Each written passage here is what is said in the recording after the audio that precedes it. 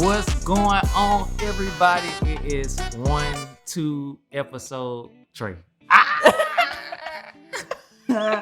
Yo, I'm telling you, this comfortably consistent thing is getting tough on y'all, ain't it? Like, we delivering, and we appreciate y'all support along the way. If you are new to the channel, if you're new to Kicking It With the Kendricks, we want to invite you to subscribe to the channel right now. So go ahead, stop what you're doing, click subscribe, then click a thumbs up already ahead of time, make the investment because you're sticking, and also click the bell so whenever we drop something new, you already know what it is. You'll be right here with us. Let's cook. So this time, Kiara has actually prepared the questions for us, which should be exciting. Or are we diving deep today? I think we diving today. We diving today now. So okay, look, so as you see, we got hats on, so y'all take cover. Y'all be ready. It's about to get tight. Perfect. So let me open up my little handy dandy. shout out to Note DC Bandy. Diary Cloth. That's the home team. Shout them out again, baby. We love showing business, baby. Black business. Shout them out again, baby. Shout out to Diary Cloth, Michelle. Ooh, It's the home we team. see you. All right, so cool. So as Star said, yes, we are diving deep today. I put together some questions to talk about something very specific. So if you saw the title of this episode, it's all about how to deal with cold moments in a hot marriage. Because we Okay. spicy, baby. We spicy, but we have cold moments, y'all. We have moments where we don't even want to look at each other. And those are the cold moments, but we're going to get very specific, all right? So we're going to break this down into 3 different questions. So we need y'all to follow us. But we're going to be strategic too. We're going to talk about some tips that we use in order to get through them cold moments to keep it hot. To at least get it back to being warm, at least. All right? Let's get it. So what has been my latest offense to you? And what encouraged you to still choose me? So about a week ago, we were going on a date. And I thought that we were going on to the movies to a movie that I really wanted to see. I had already been up for a long time because I had to get up in the morning and go to work. So he was going out of town that Sunday. I think this was Friday, a Friday. And I was like really excited. He was like, oh, well, the movie starts at 9:30. And I'm like, I've already been up so long, but I'm going to push because you're about to go out of town. So I'm like, okay, we want to see it. I was like, dang, can we get like a earlier time? Because the movie is like 2 hours. Right. And he was like, no, we can't get an earlier time. So I'm just like, okay, whatever. We pull up to this place, right? And I'm like, where the movie theater? Y'all, he took me to a haunted house. Like, whoa, that was a flag on the play. And the reason why that's a flag on the play, because for anybody who knows me, you know that I am scared of scary stuff, like scary movies. Like, I don't even watch the Anything. anything. Scared of anything. I've never watched like Chucky or anything. Like, I'm scared to watch the Disney Channel. Like, I don't play all that stuff. It just, Not the Disney Channel. yeah, I don't watch the Disney Channel movies. Like, everybody was excited for Hocus Pocus. I was like, please don't show up on my TV. So it was just offensive to me because I was just like, how dare you take me here? And 2, my thing was when we first started dating, I was trying to be cute. And I took him to Six Flags because he was saying that he liked that type of stuff. So I took him to Six Flags to see like the people, the hollow scream or whatever. And 10 minutes into Six Flags, somebody scared us and it was time to go. She was like, Kiara, I'm scared. She had balled up and everything. Like, she was terrified. Yeah, I don't do stuff like that because I don't do stuff like that. But so it was just mind-boggling to What me you that. did? What you do? Yeah. You always trying to fight. So to me, I was like, wow, like you don't know me at all. Like to have brought me here. Had y'all? All right, keep going. I was like, for you to have brought me here, you don't know me. Like, You don't know me. I was so serious. I had jumped off the cliff at that point. Yeah, but to my defense, I felt as though like he wasn't being protective of me in that moment because it's like you took me to a fear of mine, I guess. Yeah.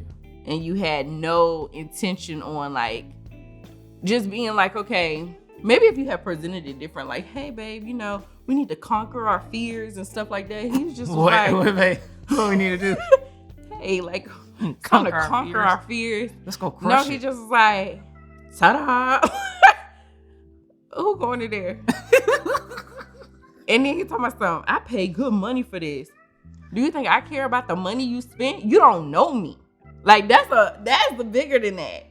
You still feel that, don't you? I don't know. I kind of thought I was over it.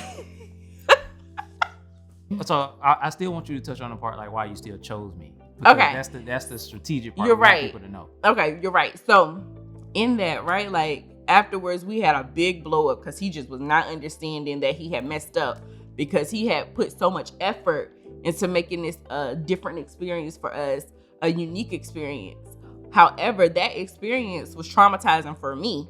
So no matter what the intent was, what the perception was for me is that you didn't know me. When I thought about it, right, and knowing you, I had to think about where your heart was in that situation. That's good. And I know that you mean me no harm. Like there was no malintent or ill intent. So when I truly thought about it and sat back, I'm like, did I overreact? No, I stand on that. But could I have given you more grace? Sure. So when I sat and thought about the grace that I should have extended with your heart being in the right place, if you're just trying to do something different and something more unique than an average date night, I was just like, mommy, just want us to do something different. Yeah. And I was like, I could not fault you for that.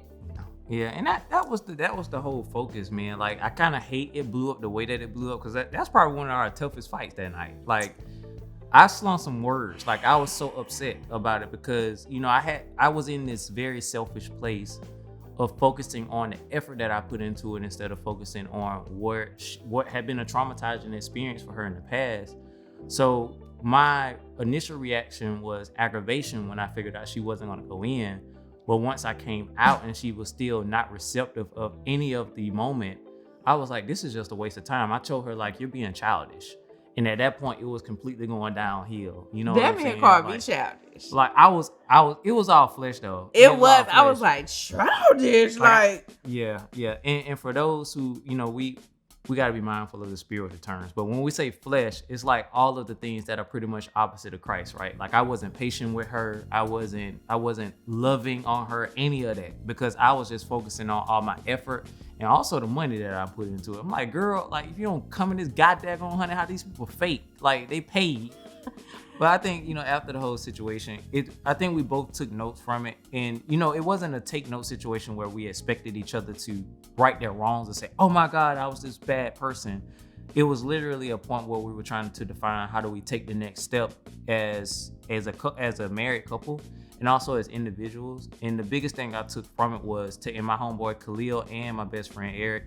Khalil's my best friend too at this point, because they really stand in for my life situations like that. For sure. So, when I think about them two, I called them and, I just worked through everything that I could have done better, which is typically the case for me. Once we have like spats, I'm like, all right, Key, what could you have done different first? Like, let's start with you. Like, I can't point at her and don't have a couple of different fingers pointing back at me. So I'm like, all right, look at me. And I was like, dang, like I wasn't acting out of love. So therefore I was selfish. Like the word tells us that love is selfless. You know what I'm saying? And I was thinking in that whole moment on the way back home about me, and didn't even start to consider you. And I think that was a good lesson for me. So I appreciate the grace you gave me after the situation. And also listening to God to not like get violent and stuff, because I know like you be ready to. Yeah. What you be doing? What's that movie you do? Wham. Cool. So that's dope, man. I'm not taking you to no haunted house no more. You can scratch that. Okay. Good. You should know me at this point. I knew you anyway. Talking about I don't know you. Girl. All right. So next question, y'all. So talk about a time when I hid something from you and you found out. What were some key elements? What were some key elements to your healing process that made us better as a collective?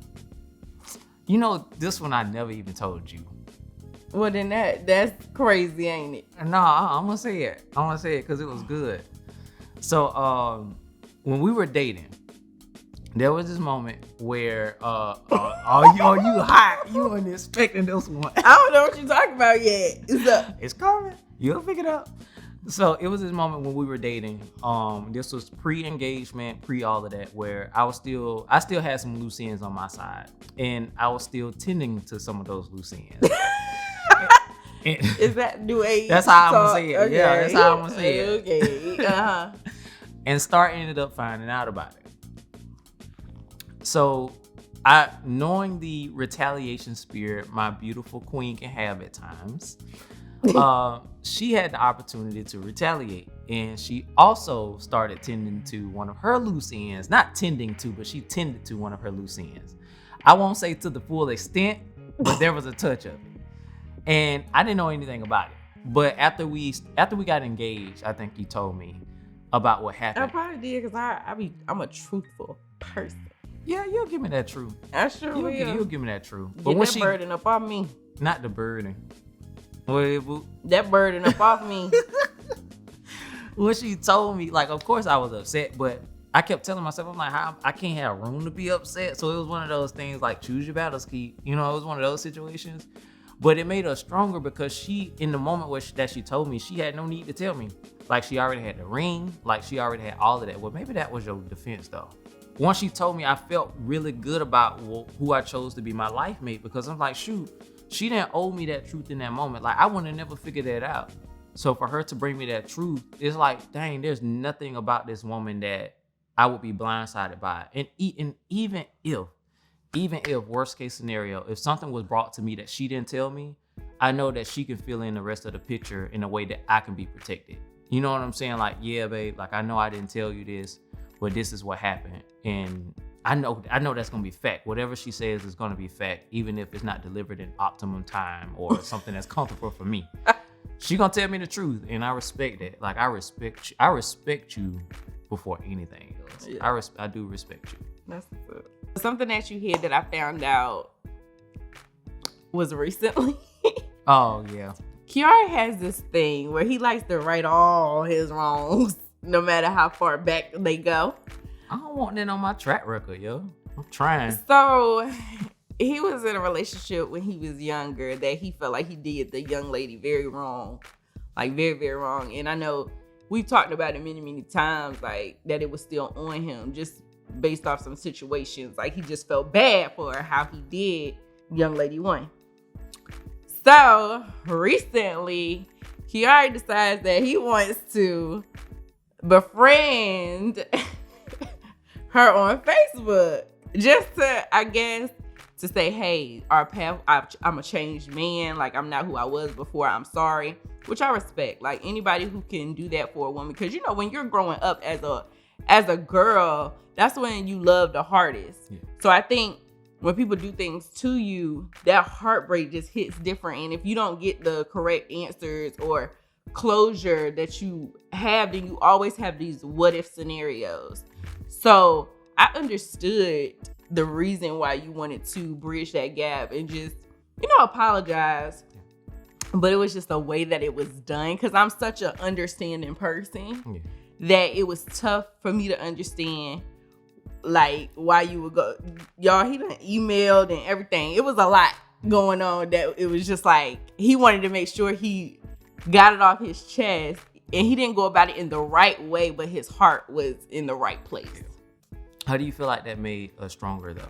I think it made us stronger because it exposed some things that was still needed to be healed in you. Yeah. I guess. Yeah.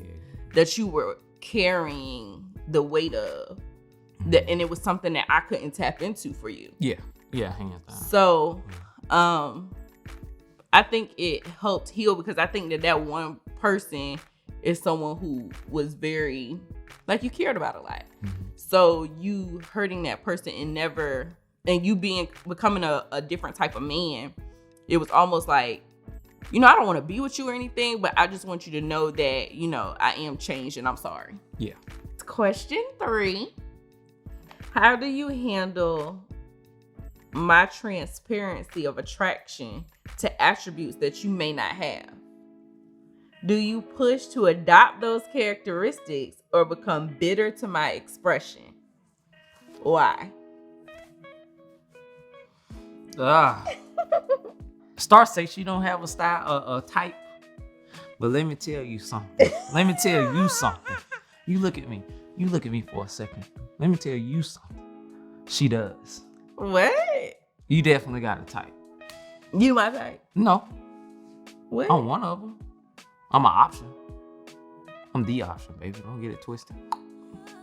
She like ball players. Don't trip. Don't even act. Don't do it. She like ball Everybody, players. I didn't date just basketball players. What are you talking about? Mechanics. Hoods. You like a little roughneck. That's what you like. I ain't no roughneck. You know, I'm clean cut. I'm key, baby. You know, This is I do false. what I do. This is not false. You see what I'm saying? You see what I'm saying? True. Pop question. What's your type? This is your truth. Pop question. What's your type? You. Pop. That's my girl. Answer the question. Like, Carrot, how do I deal with it?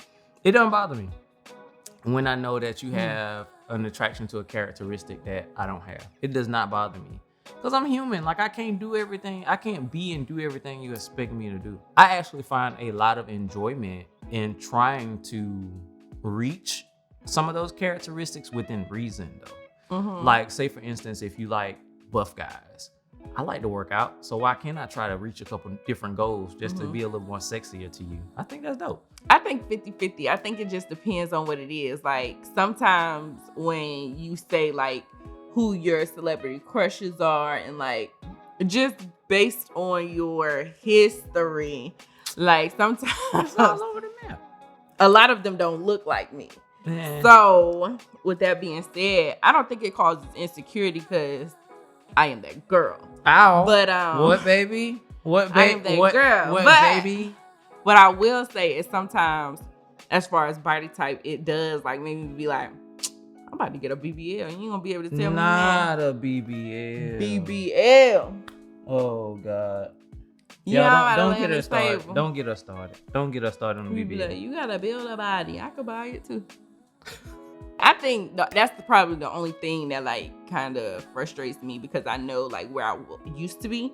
Oh, I guess. Yeah. So to see like what you're attracted to, sometimes it'd be like, dang, like I was that when we first met. So it kind of puts a unrealistic pressure on me to be that still.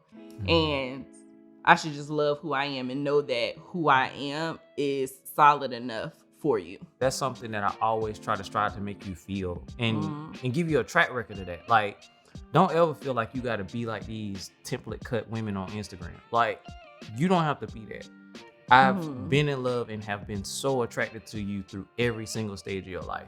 I've been more deeply in love with you post who you were when I met you than I was when I first met you.